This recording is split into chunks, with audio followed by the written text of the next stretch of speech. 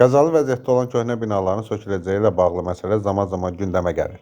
Son olaraq bu ilin fevral ayında Nazirlər Kabineti tərəfindən qəbul edilən qərara əsasən Bakının Suraxanı rayonu üzrə 63, Nəsimi rayonu üzrə 226, Xətai rayonu üzrə 99, Nərimanov rayonu üzrə 219, Nizami rayonu üzrə 131, Yasamal rayonu üzrə 18, Səbail rayonu üzrə 41, Pirallahı rayonu üzrə 297 yaşayış binasının sökülməsi nəzərdə tutulur.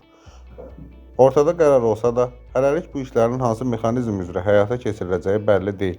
Son günlər bəzi ərazilərdə aparılan söküntü işləri ilə bağlı sosial şəbəkələrdə sakinlərin narazılıqlarını ifadə etdiyini görürük. Bəzi sakinlər onlara ödənilən və ya təklif olunan kompensasiyanın mövcud bazar dəyərinə uyğun olmadığını bildirərək şikayət edir. Digər tərəfdən qəzalı vəziyyətdə olan binaların söküntüsünə başlanılmasa da, bu məsələnin uzanması daha fərqli problemlərə yol aça bilər. Bu da əlavə problemlərin yaranması deməkdir. Qeyd edək ki, ölkə üzrə qəzalı vəziyyətdə olan binalar Fövqəladə Hallar Nazirliyi tərəfindən qeydiyyata alınır.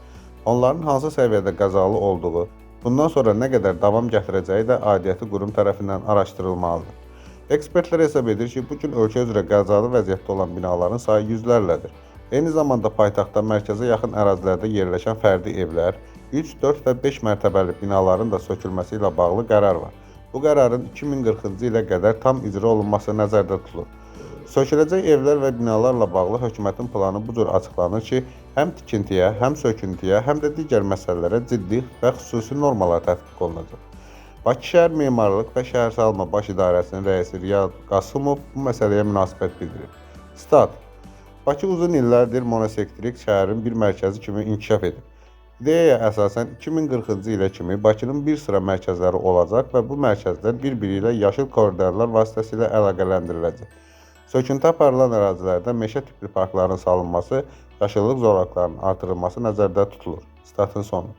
Ekspertlər isə hesab edir ki, söküləcək tikintilərin sakinləri üçün ərazilərdə göydələnlər uzadılacaq. Həmin sakinlər istəsələr həmin göydələnlərdə məskunlaşacaq, istəməsələr aldıqları kompensasiya ilə şəhərin başqa səmtində mənzil sahibi olacaqlar. Bu plan 2027-ci ildə daha sürətli şəkildə həyata keçiriləcək. Söküntü işlərinin daha çox şəhərin Alatava, Yasamal, Kubinka ərazilərində aparılması nəzərdə tutulur. Artıq Kubinkanın yarıdan çoxu demək olar ki, sökülüb. Bundan başqa Keşlə ərazisi, Montin qəsəbəsində salınan kiçik gecəqondu evlər də söküləcəklər siyahısına salınmalıdır.